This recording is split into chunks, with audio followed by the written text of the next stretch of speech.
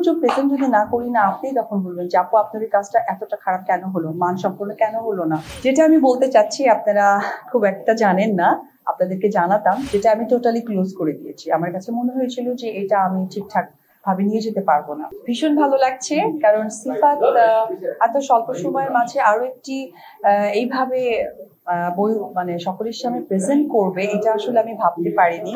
কারণ ও প্রচুর ব্যস্ত থাকে, দেখা যায় যে ওর স্টুডিও নিয়ে, ওর পড়াশোনা নিয়ে, ওর ডিজাইনিং নিয়ে, তার মাঝেও যে এত অল্প সময়ের মাঝে আরো একটি নতুন বই সে তৈরি করে ফেললো, এটা আসলে সত্যি ভালো লাগারই একটা বিষয়। ফার্স্ট, আর সেকেন্ডলি আপনারা দেখছেন আরো 3টা বই সে মোড়ক উন্মোচন করে ফেললো আপকামিং।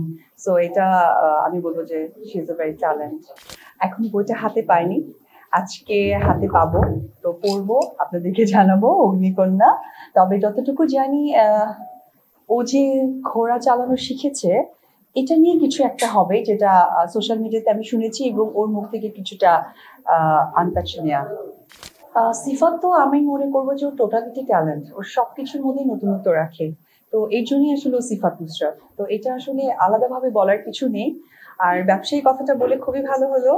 আজকে এই প্রোগ্রামের মধ্য দিয়ে এতগুলো ক্যামেরা আসলে মিস করতে চাচ্ছি না। আমি একটু লোভী, যেহেতু ব্যবসায়ী, সেই লোকটা না মানে সামাল একেবারেই দিতে পারছি না। আপনারা সকলেই জানেন যে সিগনেচার বা এবি বিউটি পার্লার বুটিক্স আমার একটা প্রতিষ্ঠান আছে, যেটা প্রায় 1.5 বছর হয়ে গেছে চলমান। আপনাদের কাছে আপনাদের ভালোবাসা পেয়ে এতদিন আছে, এবং আমার যারা ক্লায়েন্টরা বা আমার সার্ভিসের যে মেয়েরা আছেন, তাদের সকলের কাছে আমি ক্যামেরার মধ্য দিয়ে ধন্যবাদ প্রকাশ করি, যে ওরা না থাকলে হয়তো এতটা সময় এগিয়ে নেওয়া যাওয়া সম্ভব না। পাশাপাশি আমার যারা সহকর্মীরা আছেন, আমার ভালোবাসার মানুষ, আমার ফ্যামিলি, তাদের সকলের চেষ্টায়। যেটা আমি বলতে চাচ্ছি আপনারা খুব একটা জানেন না, আপনাদেরকে জানাতাম, কিন্তু পেয়ে গেছি সবাইকে। সেটি হচ্ছে আমি আরো একটি, কারণ সেই সময় অনেকেই জার্নালিস্ট আমাকে বলেছিল যে দিদি আপনি পার্লার দিলেন, আমরা কি করব, আমরা কি করব।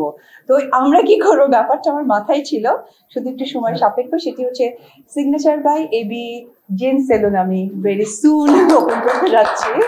তো এখানে যারা সাংবাদিক ভাইরা আছেন, তাদের সকলকে আমার স্যালুনে আমন্ত্রণ। আপনারা যাবেন, সার্ভিস দেবেন, এবং নিজের মতো করে আপনাদের জায়গা থেকে ভালো মন্দ অবশ্যই প্রকাশ করবেন। যেখানে ভুল হবে আমাকে ধরিয়ে দিবেন, যেখানে ভালো হবে সেখানে অবশ্যই প্রশংসা করবেন। আমার কাছে মনে হয় যে তারা অনেক ভালোবাসে, সেখান থেকে এটা ডাকে, এটা আসলে ভালোবাসার ডাক। সামনে যেহেতু একটু ব্যবসা নিয়ে বিজি, আর সেই জায়গা থেকে বেশ কিছু ব্র্যান্ড অ্যাম্বাসেডর হব, সেটা নিয়ে কথা চলছে। এবং আপনারা সকলেই জানেন যে আমার ফটোশুট করা হয়, এরকম কয়েকটা কাজ আছে। তবে এই মুহূর্তে সিনেমার বেশ কিছু পাণ্ডুলিপি এসেছে আমার কাছে, কিন্তু এখনো ঠিকঠাক করে উঠতে পারিনি। কারণ অনেক সময় প্রযোজকরা বলেন যে সিচুয়েশনালি আমরা এত ইনভেস্ট করতে পারবো না, এতটা করতে পারবো না, কিন্তু সব থেকে বড় কথা কাজটা যখন হয়ে যায় এটা তো থেকে যায়। তো আসলে এই মুহূর্তে মান সম্পূর্ণ ছাড়া কাজ করার চিন্তা করছি না। চলচ্চিত্র তো আমি আসলে অসংখ্য করে ফেলেছি, আমার সময়টা যতটা কম ছিল সংখ্যাটা বেশি ছিল। কিন্তু এখনো যেহেতু আমি মিডিয়াতে আছি, ট্রেডে কাজ করছি, আপনাদের কাছাকাছি আসার সুযোগ পাচ্ছি, আপনারা সেই সুযোগ এবং ভালোবাসাটা আমাকে দিচ্ছেন, বিধায় আপনাদের আমার প্রতি এক্সপেকটেশনটা অনেক বেশি। কিন্তু আমি ওই যে বললাম যে অনেক পাণ্ডুলিপি আমার কাছে এসেছে, কিন্তু তারা কিছু সময় বলেন যে হয়তো বা ইনভেস্টের জায়গাটা কম। তো সৌন্দর্য প্রেজেন্ট যদি না করি না, আপনি তখন বলবেন যে আপু আপনার এই কাজটা এতটা খারাপ কেন হলো, মান সম্পূর্ণ কেন হলো না। তো যার জন্যই আসলে বেছে বেছে কাজ করা। তবে এখন যে কাজগুলো করছি এটা চলমান।